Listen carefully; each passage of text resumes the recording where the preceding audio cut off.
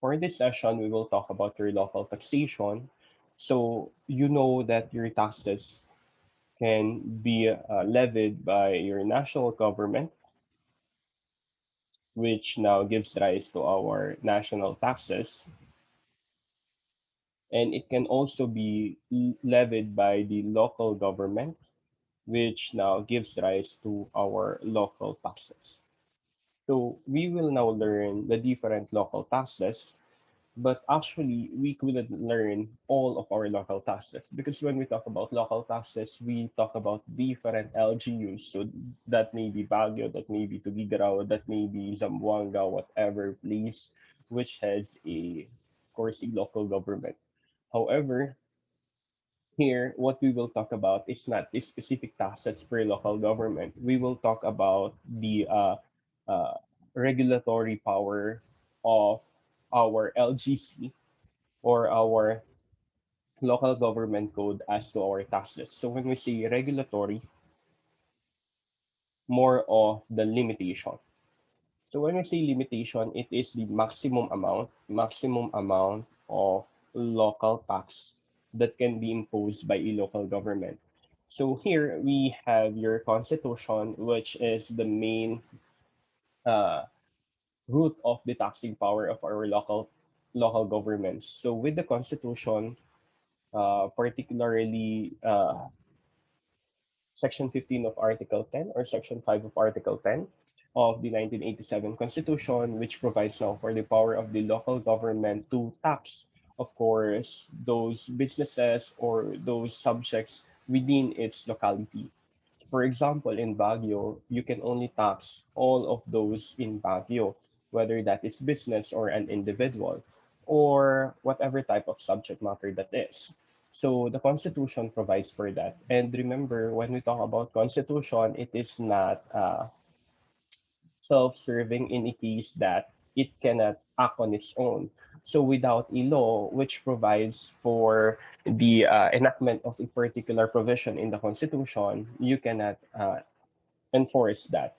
So in the enactment of that power or the taxing power in a local government, we have now your local government code.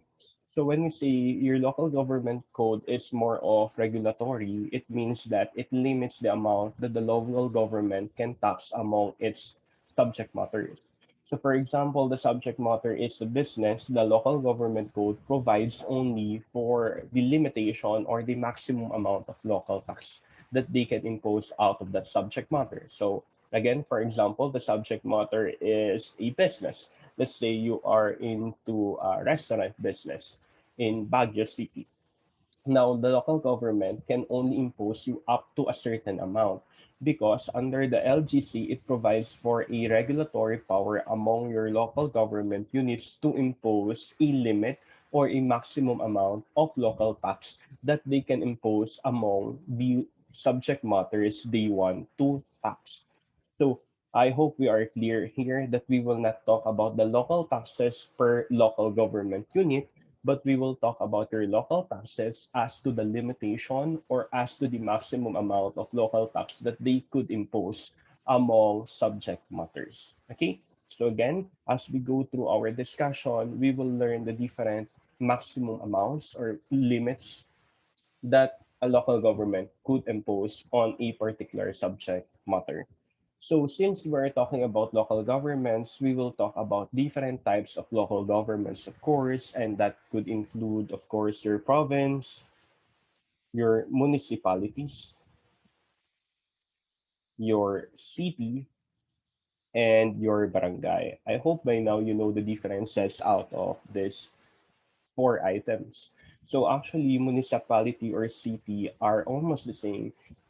That only city is categorized as such if ever it meets a particular revenue producing power or if ever there is already an enactment that a particular place is considered a city or else if it's not city it is called municipality. Okay, so for example, the province is Benguet, the city is Baguio, and the barangay can be known as your governor pack road. Okay, so Governor Pack.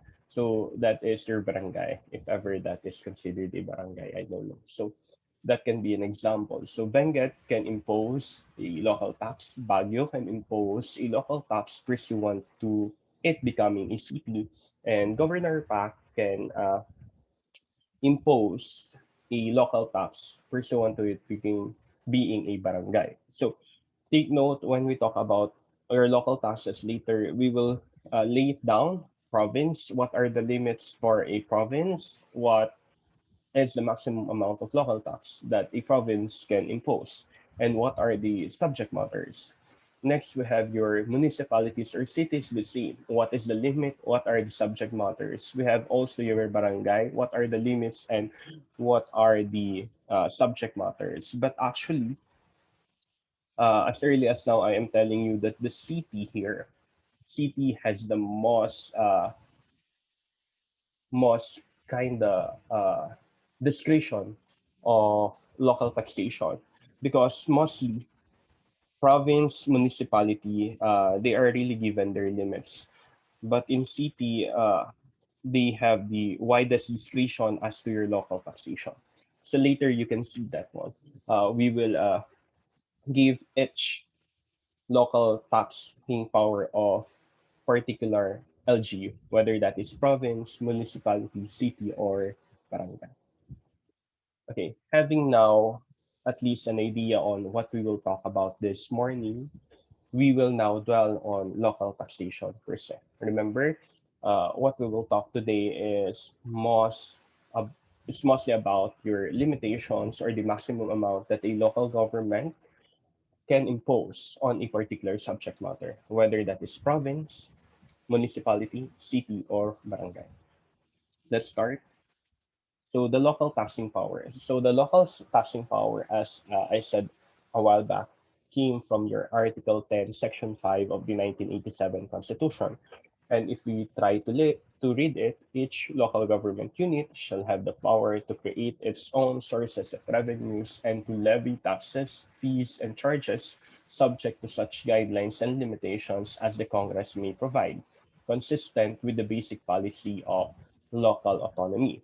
So as I told you a while back, it is subject to limitations of the Congress. And what is this limitations on the Congress? That is under the local government code. So under your local government code, as I told you, the local taxes are really regulated. So when we say it is regulated, it is subject to limits or certain amounts. So the power to levy taxes are regulatory in nature. So when we say regulatory in nature, again, we talk about the limitations provided by the local government code. So if we try to look at it, the Constitution provides for the power. Constitution provides for the power, and the Congress, through the local government code, will try to limit that power. And the limitations on that power is regulated by the local government code, which is now the law which provides for the local taxing power of your local government. Okay, so if we try to read it again, the LGU now has the power to raise their own revenue. And in raising their revenue, they can levy taxes, fees, or charges. Okay? And take note, these taxes, fees, and charges will only be given to the local government. It cannot be shared to your national government. It is only for your local government. As provided here, such taxes, fees, and charges shall accrue exclusively to the local government. And under Section 129 of the LGC, we have the same provision again. We have the same provision again. So if you are asked what is the source of the local taxing power, it is the Constitution, particularly Article 10, Section 5. And if we try to look into our local statute, that is under the Section 129 of the Local Government Code. So what are the different fundamental principles in local taxation? So first, taxation shall be uniform in each local government unit. So when we say each local government unit, that can be either province, municipality, city, or barangay. Next, taxes, fees, charges, and other impositions shall be equitable. So when we say equitable, you already know that when we talk about tax as being equitable, it is based on your ability to pay. So in raising local taxes, the local tax must be equitable and based on the ability to pay of the taxpayer. Next, it must be levied and collected for public purpose. You know that one as an inherent limitation of taxation, that it must be for public purpose. It must not be unjust, excessive, oppressive, or confiscatory, and not be contrary to law, public policy, economic policy, or in restraint of trade. So in short, the local taxes must not kill one business or kill one individual because it exacts more than the ability to pay of that particular business or individual. So it must not be excessive, oppressive, confiscatory, or in restraint of trade. In short, it must be equitable. It must be equitable. Next, the revenue collected solely inure to the benefit of the LGU. Why is this provided again? Because this is a provision under the Constitution. As we have said a while back, it will only be for the local government unit and it will not be shared by the national government. Next, each LGU evolved a progressive system of taxation. So it depends on their LGU on how will they tax or how will they try to collect their taxes. Next, the collection of local taxes shall in no case be let to any private person. So this is kind of different with your national taxes because at some point we have this delegated power. However, in local taxation, we do not have a delegated power. No delegation of power. Okay? So these are the fundamental principles in local taxation. If you have remembered in your tax before, tax one, you have there your inherent and your constitutional limitations, which set up now your different principles in your taxation. Now, here we have other principles which is only applicable to your local taxation. Right? Take note, no taxes or revenue collected will be shared to the national government. It will only inure to the benefit of the local government. So let's talk now about the common taxing powers of LGUs. But before we try to talk about your common taxing power of LGUs, let's talk about the taxing powers of your LGUs per se. So the taxing power of the LGUs is exercised by the Sanggunian. Okay. So your Sanggunian is the one who exercises the taxing power. If you know, if you still remember, when we talk about national taxes, who exercises the power, it is the legislative. Now, who exercises the power of LGUs? It is the Sanggunian. The Sanggunian is the legislative body of the LGU. You all know that there are three separate and co-equal branches of the government, right? So we have your executive, legislative, and judiciary. So the power to impose national taxes is with the legislative. Now, when we talk about taxing power of LGUs, the legislative body of the LGU is known as Sanggunian. And I hope that you know the different types of Sanggunian depending on the LGU. So we have your province, your city, municipality, and then we have your barangay. Okay, so your province, the Sangguniang here is known as Sangguniang Panlalawigan. Panlalawigan. This translates to your provincial board. Okay. Provincial court. Take note again, taxing power of LGUs is exercised by Sangguniang. So if you are asked what is the Sangguniang of the province, it is known as Sangguniang Panlalawigan or your provincial board. And I hope that you still know that if ever we have your Sangguniang who heads the Sangguniang, it is always the vice. It's always the vice. So the head of your Sangguniang Panlalawigan is your vice governor. Why? Again, because your province is headed by the governor. Now, if we talk about your Sangguniang Panlalawigan or your Sangguniang or legislative body, it will be headed by a vice.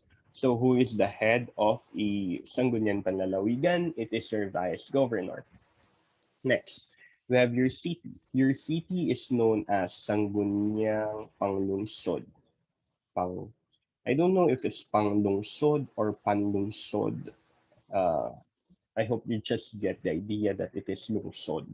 So, Sangguniang Panglungsod or Panlungsod. I don't know if it's pang or pan.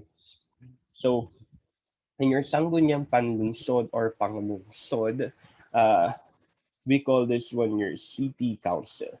City council. And the head of your city council is, of course, your vice mayor. Vice mayor. Next, we have your municipality. Your municipality is known as your Sangguniang Bayan. Sangguniang Bayan. And it is known as your municipal council. The head of your municipal council is your vice mayor. Again, I told you city or municipality are almost the same. It's just that they are categorized as city depending on their total revenue and municipality again depending on their total revenue. If they reach a certain amount of revenue, they can be considered as city, not only on their revenue but of course on their developments. So city or municipality. And then lastly, your barangay. In your barangay, it is headed, of course, by your barangay. Punong barangay. Why is there no vice punong barangay? I think there's no vice punong barangay. It's only barangay captain and then the different councilors, right? So there's no vice barangay captain. It's only the barangay captain itself. Punong barangay or the barangay captain. So if you're who exercise the local legislative of barangay, your answer should be punong barangay. Who exercises the local legislative of PP, your answer should be vice mayor. How about province? Your answer should be vice governor. Take note, panlalawigan is different from lungsod. It's different again from bayan.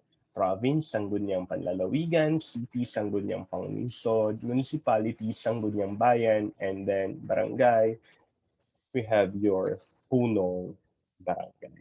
We have your punong barangay. Now let's talk about your common taxing power of LGUs.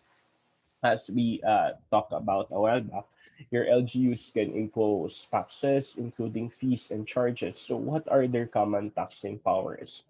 So their common taxing powers are the following. First, we have your service fees and charges. So for service fees and charges, the LGUs may impose and collect any reasonable fees and charges for their services rendered. So take note again, as we said a while back, one of the principles is that it must be equitable. And when we talk about equitable, it must be reasonable. So if we try to tax or raise through service fees and charges, again, it must be reasonable and it must be based on the services rendered, which is, of course, commensurate to the LGU. So the service rendered by the LGU. Now, as to your service charges, we have also your public utility charges. Your public utility charges is dependent on different public utilities which is owned, operated, and maintained within the jurisdiction of the LGU. I told you if the LGU is Baguio, you can only tax Baguio. You cannot tax other LGUs. So you can only tax within your LGU. So Your public utility charges, of course, is any public utility operated, of course, by your different public utilities, whether owned and maintained by that particular public utility. I think in Baguio, one of your public utilities is Beneco. Here we call it Cajelco. And then you have also your water district. I don't know what you call it in Baguio. So those are some examples of your public utilities, and they could charge it. Next, you have your toll fees and charges. For your toll fees and charges, one of the most common example is your toll fees on your SC tax or your expressways. You have also, we call those toll fees as toll fees on public roads. We also have toll fees on waterways, bridges, and also telecommunication system. So your LGUs can impose this one. These are all common on any type of LGU, whether the LGU is province, city, or municipality, or considered a barangay. They can tax service fees and charges, or they can impose service fees and charges, they can impose public utility charges, and they can impose toll fees and charges.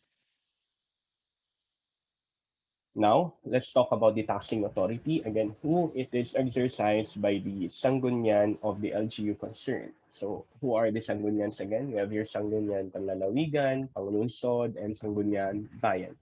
How? Through an ordinance.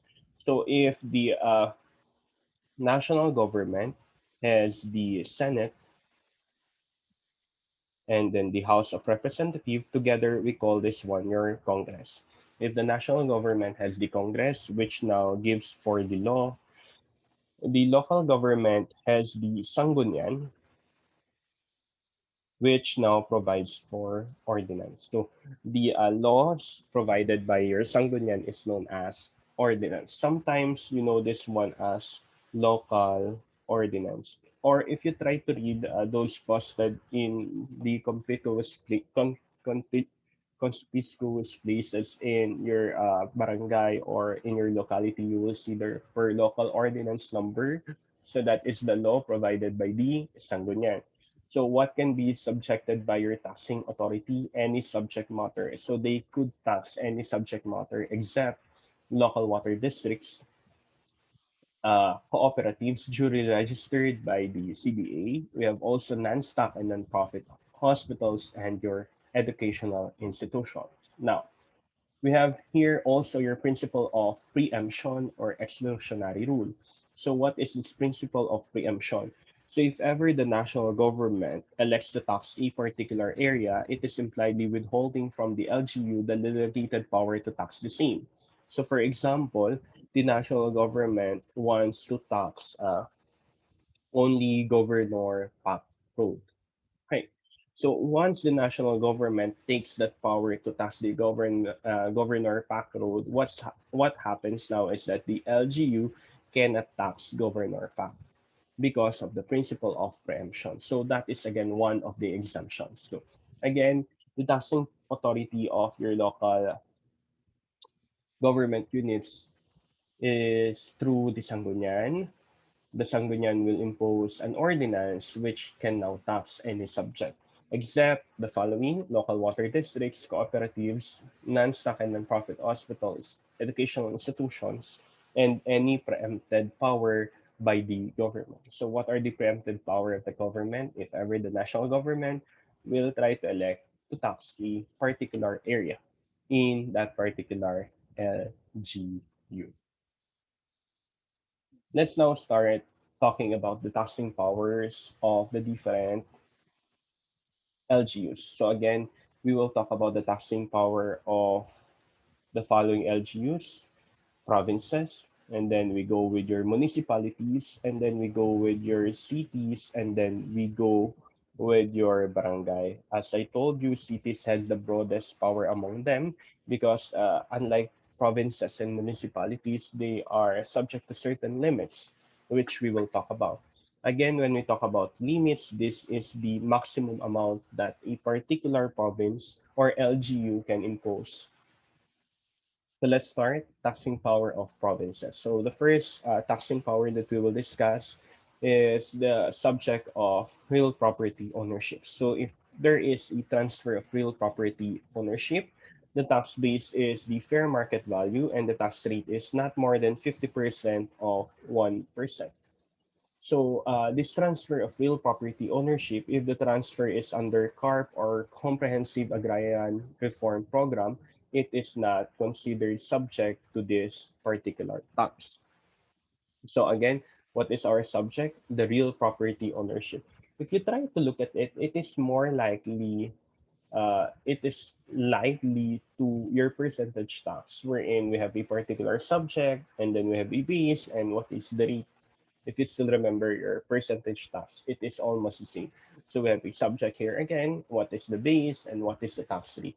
Again, not more than 50%. So this is the maximum percentage. So 0.5%. 0.5% for the transfer of real property ownership. So for example, in Baguio, A will transfer ownership on a real property to B. The consideration is 500,000 pesos. So what is the maximum amount that can be imposed by the province? That is 0.5% of 500,000. And what is 0.5% of 500,000? The answer is 2,500. But what if that is under CARP? What is CARP, sir? That is your Comprehensive Agrarian Reform Program. Agrarian Reform Program. Sir, what is this Comprehensive Agrarian Reform Program? You know the big lots before. If there are big lots and then those who till it is a farmer beneficiary, we call it farmer beneficiary. So a big lot, let's say 20 hectares, this will be acquired by the government. This will be acquired by the government through your CARP law. And then this acquisition by the government will be transferred to farmer beneficiaries. This is one of the social legislations wherein we try to equalize the ownership of lands from the rich to the poor. So, of course, who owns those big lots? It is the rich. They will try to redistribute it through the CARP to farmer beneficiaries. This was already ended though. This was already ended. There's no more CARP now, but the existing CARPs are still ongoing.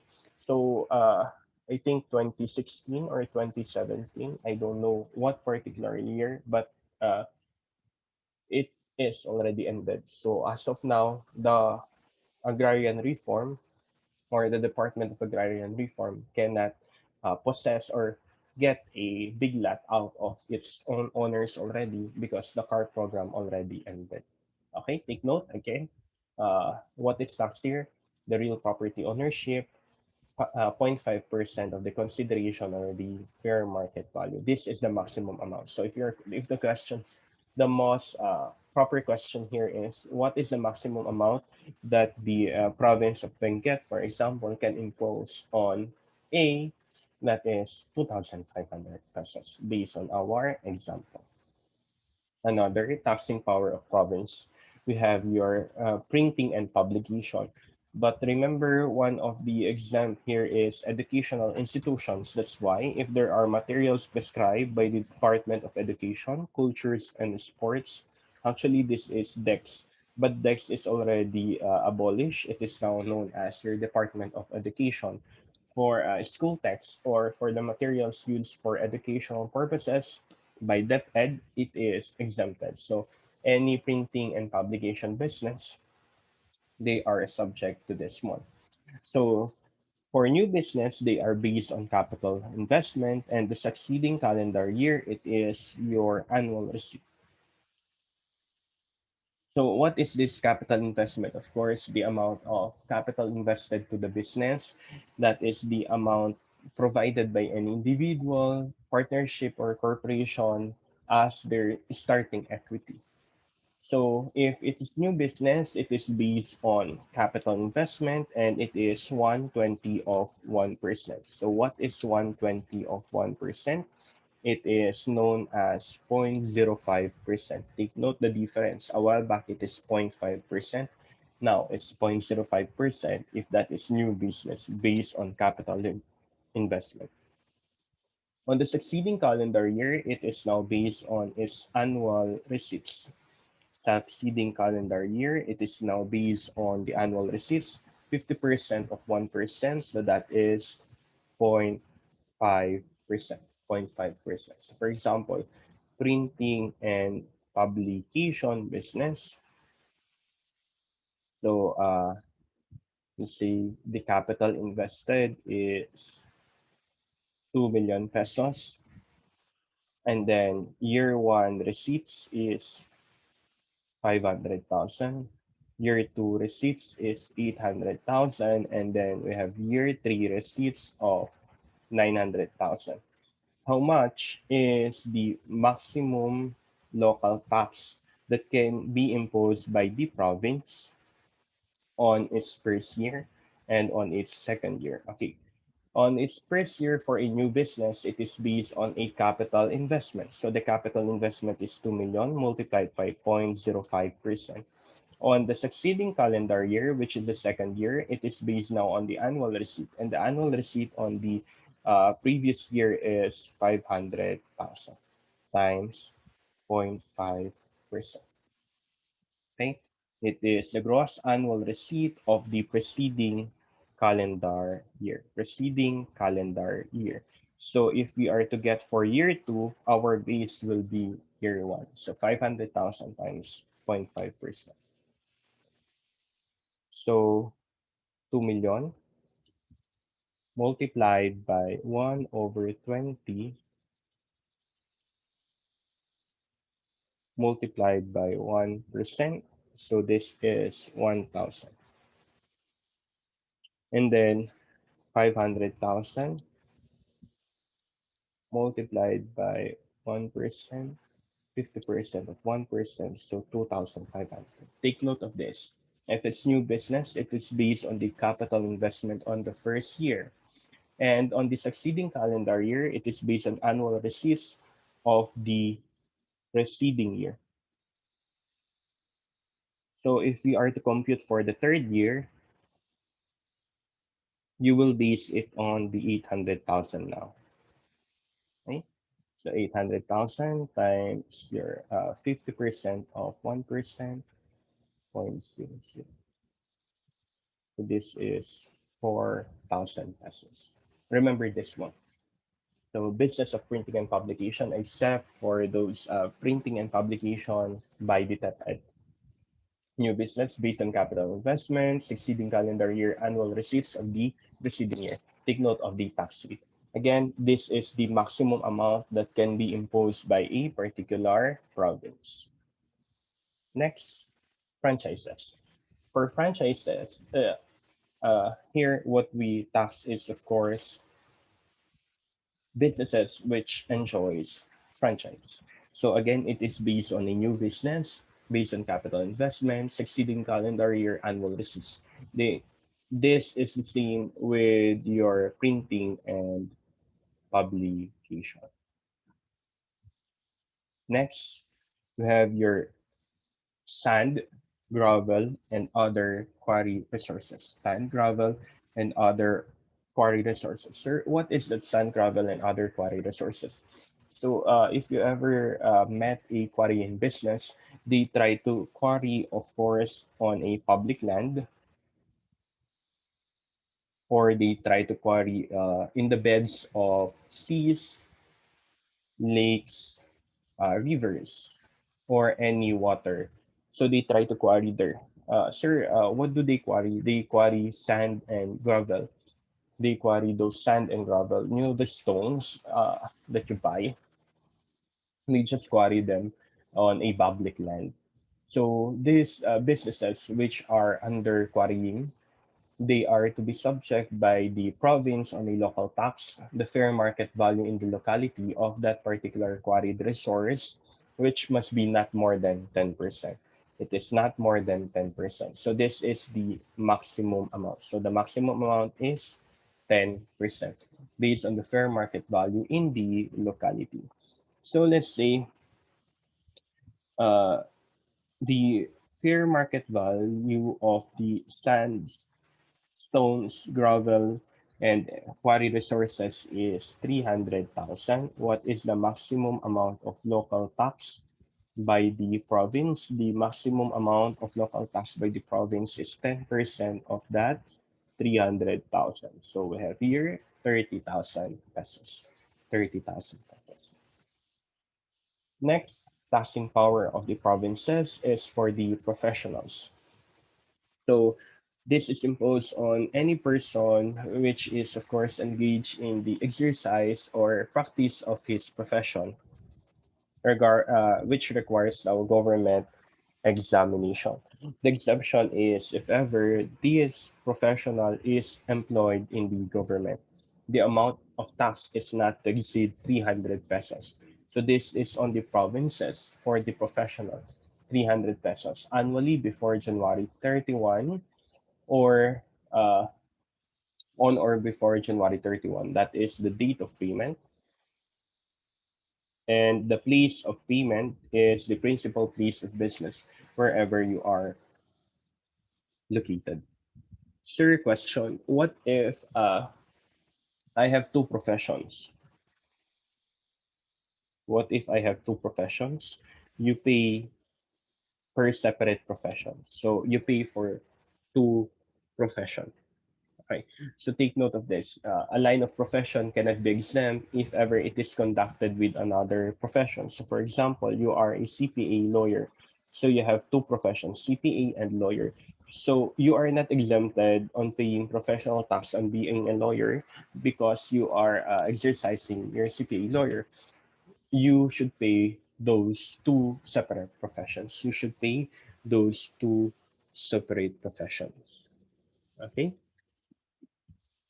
Next, we have your proprietors, lessees, or operators of amusements. So, what amusements? Normally, these amusements are your theaters, cinema,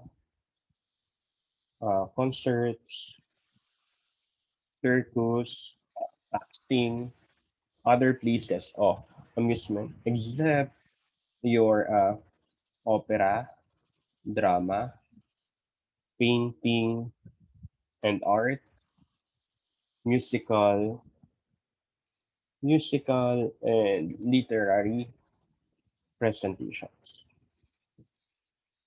So theater, cinemas, concerts, circus, boxing, and other places of amusements except opera, drama, painting, art, musical, and literary presentations. So the tax base is your gross receipts from your admission fees, which is not more than 10%. So for example, our gross receipt from operas, cinemas, 300,000, 800,000. What is the maximum amount of local tax that the province can impose? So the operas cannot be subject to local tax because it is part of the exemption. So only cinemas, 800,000 multiplied by 10%, 80,000 pesos. So take note, except operas, dramas, recitals, paintings, arts exhibitions, musical, literary presentations. They are exempted on this taxing power of the province. Next, taxing power of the province. We have your delivery truck or van of manufacturers, producers, wholesalers, dealers, or retailers. So truck or van, not exceeding 500 pesos. So the maximum for a delivery truck or van is 500 pesos for provinces. For provinces. So we just finished talking about the different taxing power of the provinces. And remember, we have a particular tax base and a tax rate, but not at all particular subject matter, because some subject matter has a fixed amount of tax. such as for your professionals, which has a fixed amount of 300. Now we have your truck or van, which has a fixed amount of 500. And some of the taxing power of the provinces also has a tax base on the first year based on a capital investment, which is equal to 0.05%. And then on the succeeding years, we have your annual receipt or gross annual receipt on the previous year, which should be taxed at 0.5%. This is applicable, I think, to franchise and your printing publication. So please do not forget about the different taxing power of provinces. We discussed them, uh, everything, and what is the tax base and the tax rate. Take note, we have two which has a fixed amount of tax, 300 and 500. 300 for professionals, 500 for your uh, truck or van manufacturers, producers, wholesalers, dealers, or retailers. And we also have your tax, which is based on 0.5% of capital investment and 0.05% and zero point 0.5 for your succeeding years. That is applicable for franchise businesses. And then we have your printing and publication businesses. Now we go with your taxing power of your municipalities. So the first taxing power is your any article of commerce or liquors. So what are these? So manufacturers, assemblers, packers, processors, brewers, distillers, rectifiers, and compounders of liquors, distilled spirits, and wines. So liquors, distilled spirit, and wines. And another, any manufacturer of any article of commerce. That's why our heading is any article of commerce, and then we have liquors. So for liquors, you have the following: manufacturers, repackers, until compounders. And then for article of commerce, it is only manufacturer. Please do not forget this one.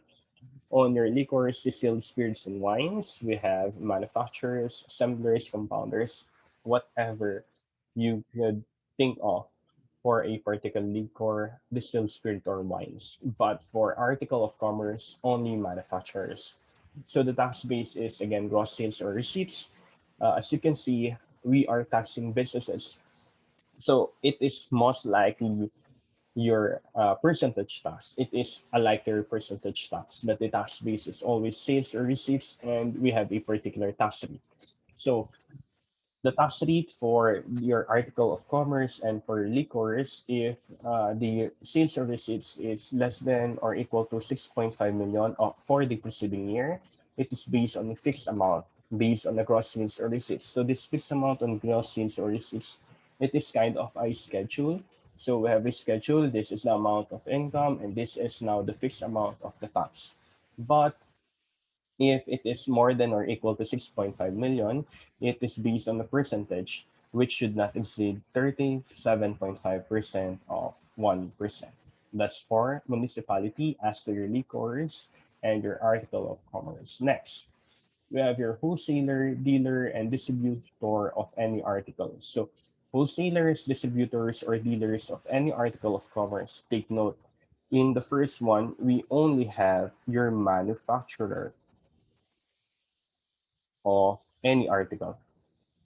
That is 37.5% of 1%. Now we have your wholesalers, distributors, or dealers. We have 50% of 1%. Take note, here we only have manufacturers, here wholesalers, distributors, or dealers. 50% of 1% if it's more than or equal to 2 million. And if it's less than 2 million, again, fixed amount based on the schedule, particularly on the sale or receipt of that particular wholesaler, distributor, or dealers.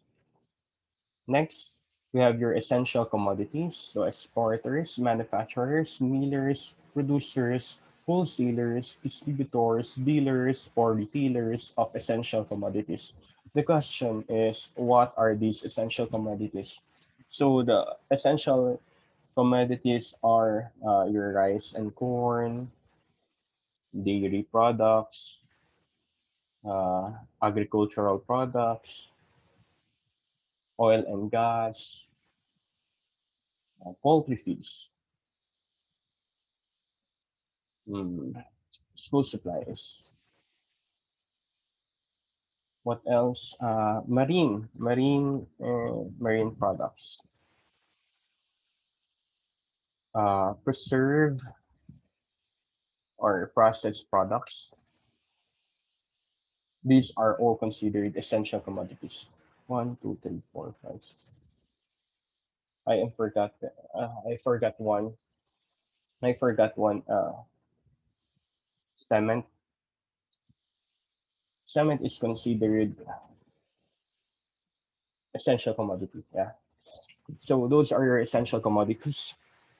They are again subject to a particular tax which is not exceeding one half of the rates on previously prescribed rates. So what are the previously prescribed rates? That is for your 6.5 million, the 37.5% of 1% and 50% of 1%. It should not exceed one half of those rates. It should not exceed one half of those rates. Next, for your retailers, the gross sale or receipts for the preceding year for the first 400,000, 2%, excess of 400,000, 1%. Sir, question, we have already retailers in the previous one. So which retailers are these? So these are the retailers which are not included on the first three items. So those retailers not considered in liquor, and those retailers not in essential commodities. So other retailers, based on their gross sales or receipts, first 400,000, 2%, excess of 400,000, 1%. So let's say you have here other retailers, year one, your gross sales is 800,000. So for the first 400,000, it will be 2%. So 2% of 400,000 is 8,000. And then the remainder, which is 400,000, that is 800 less 400,000. So 400,000 multiplied by 1%, 4,000. So total of 12,000 pesos. Total of 12,000 pesos. That is for your retailers. Next, taxing power of municipalities. We have your contractors. So contractors or independent contractors based on their gross sales or receipts for the preceding year. Again, for less than 2 million, fixed amount based on gross sales or receipts. Again, this is more like a schedule and they have a fixed amount. If it's more than or equal to 2 million, it should not exceed 50% of 1%. Next, for banks and other financial institutions within that municipalities, our tax base is the gross receipts. Take note, unlike other businesses mentioned, it is only purely on your gross receipts. No specific mention.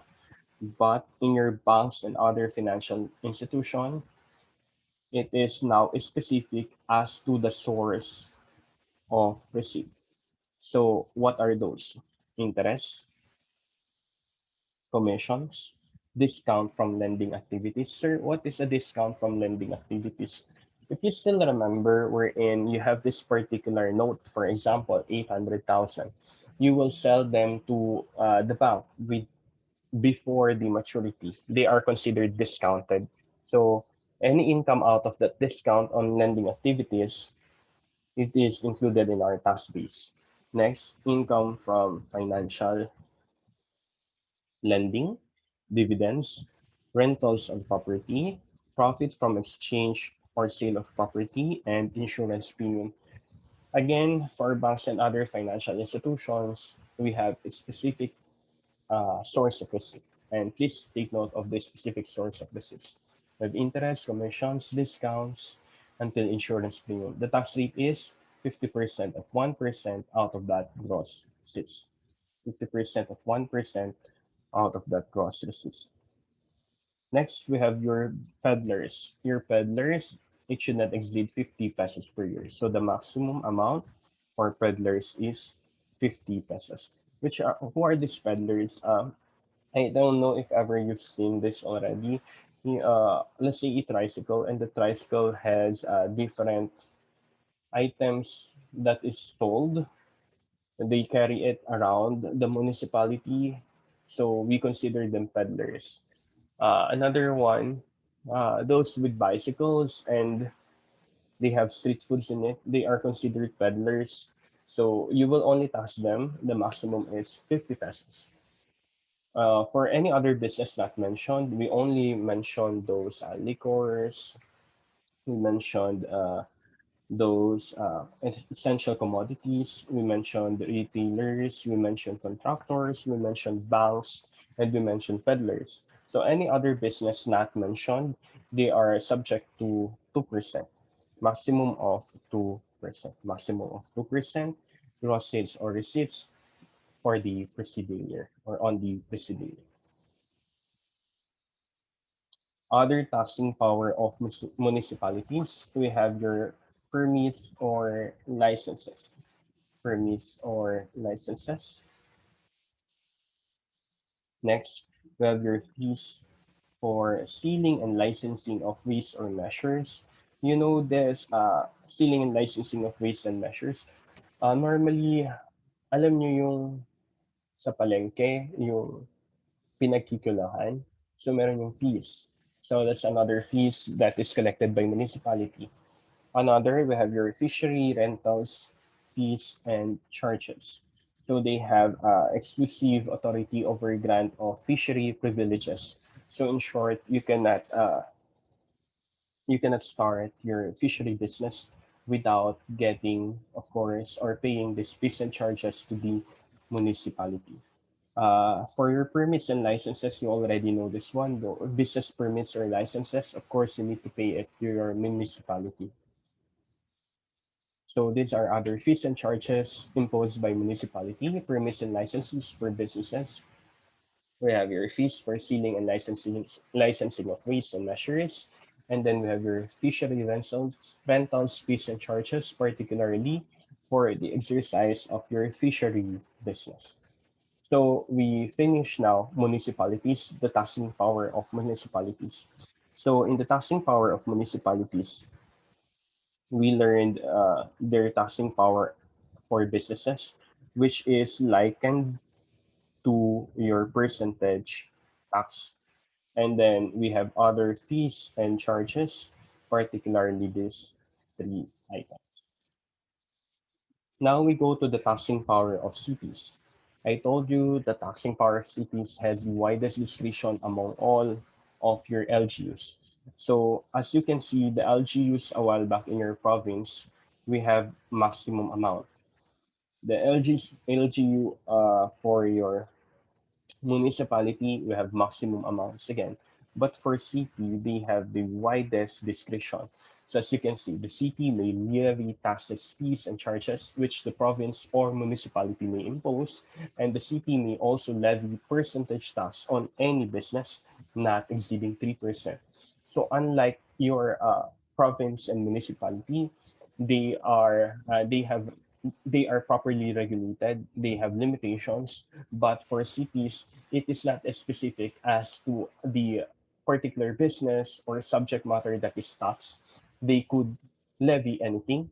They could tax, but they should not exceed 3%. So they have the widest discretion among all the LGUs. Take note of that.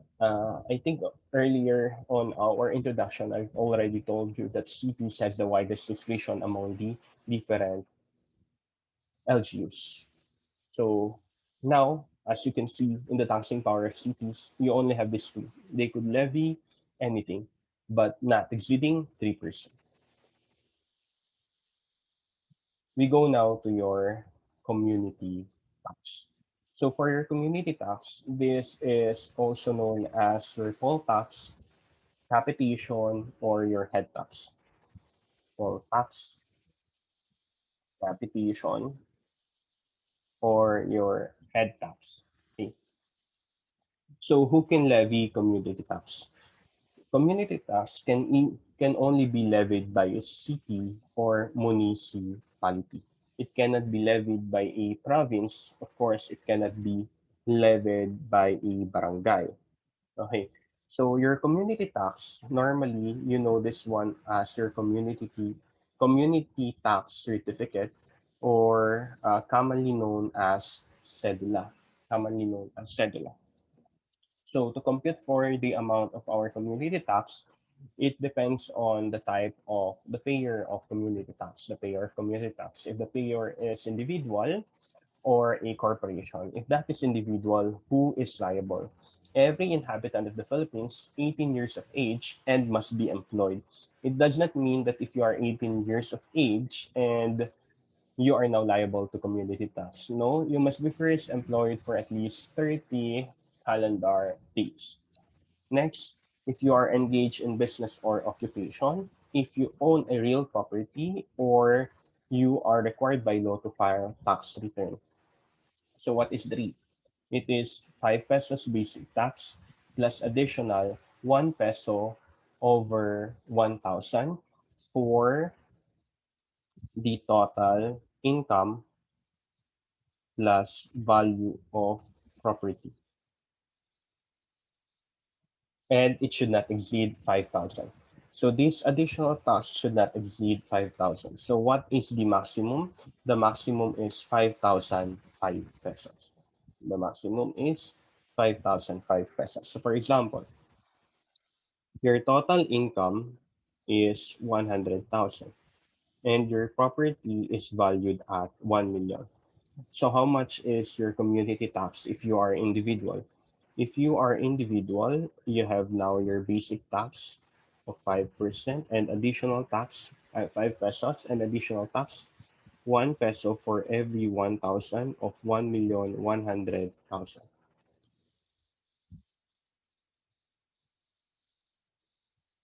So this is equal to 1,100. Therefore, 1,105 is your community tax. But what if your total income is 10 million pesos and your total property is valued at 70 million pesos? So basic tax 5 pesos, additional tax 1 over 1,000 of your total income plus value of property 80 million. So 1 over 1,000 times 80 million, we have 80,000. Take note, the maximum for additional tax is 5,000. So it should not be 80,000 but 5,000. So the maximum that you could pay is 5,005. Take note, the maximum that an individual should pay is 5,005 pesos. So if even if we computed 80,000 here, the maximum additional tax is only 5,000. So the total community tax is 5,005. Take note, basic tax 5 pesos plus additional 1 peso for every 1,000 of your total income plus the value of your property owned. Only if you are earning and you own a real property. So in short, if you are earning or own a real property, take note, real property, not personal property. Next, what if you are a corporation? So every corporation, whether domestic or resident, what is the rate? 500 pesos basic tax plus additional tax of 2 for every 1,000, for every 5,000, 2 for every 5,000. This additional tax should not exceed 10,000. So what is the maximum for a corporation? 10,500 because you have a basic tax of 500 and additional tax of 10,000 maximum. So let's try to compute. If our basic tax is 500, our additional tax is 2 over 5,000 multiplied by 100 plus 1 million, so 1,100,000. So what is that? So this is 440, so total of 940. Next, our total income is 10 million. Our total property is 70 million. So what is our basic tax? 500. Additional tax, 2 for every 5,000 multiplied by 80 million. This is 32,000. Again, our maximum only is 10,000. So we have here 10,500. basic tax, and additional tax. That is for our community tax. So who again issues community tax? Only your city or municipality. It is not applicable to province or barangay. And as you all know, non-payment of community tax, you can be subject to imprisonment. Okay? Non-payment of community tax, you are subject to imprisonment. Sir, what if you are not subject to community tax, meaning you don't have an income and you don't have a real property? Can you be issued a community tax certificate or CTC? The answer is yes. We call this one your optional tax certificate. Again, if you are not a corporation, let's say, and you don't have any income and you don't have any real property, can you be issued a community tax certificate? Yes, we call it optional tax certificate. You just pay 1 peso. You just pay 1 peso. Take note of this. If you don't have any income, you don't have any real property, you can get a community tax certificate by paying 1 peso. Sir, why do we need to pay community tax certificate? Because aside from, of course, you don't want to be imprisoned, you use that one if ever you need to acknowledge something in the notary public. You need that for your licensing. Actually, if you will apply soon on your CPA board exam, you need a community tax certificate. If you want to transact on official business, you could use that community tax certificate. But the most common uh, use of our community tax certificate is for our licensing. Another is for any police clearance. They ask for community tax certificate, MDI clearance, or any government agency or any business entity that asks for community tax certificate. Take note, non-payment is subject to imprisonment. If ever you don't have any income or you don't have any real property, you just pay optional tax of 1 peso and you are given an optional tax certificate. Now we talk about the collection of local taxes. So we're done with the levying of local taxes, what can be levied by a province, municipality, or city, and the common tax, which is community tax for the cities and municipalities. Now we collect. When do we collect? Within the first 20 days of January or each subsequent quarter as the case may be. So January 20, January, February, March, so April 20, etc. Where by you pay it to your local revenue treasurer. So all local taxes, fees, and charges shall be collected by the provincial, city, municipal, or barangay treasurer, or we call them your local revenue treasurer. So take note, local taxes can be imposed by your province, municipality, or your city. And these local taxes must be paid on or before January 20 to your local revenue treasurer. To your local revenue treasurer. That's it for local taxation.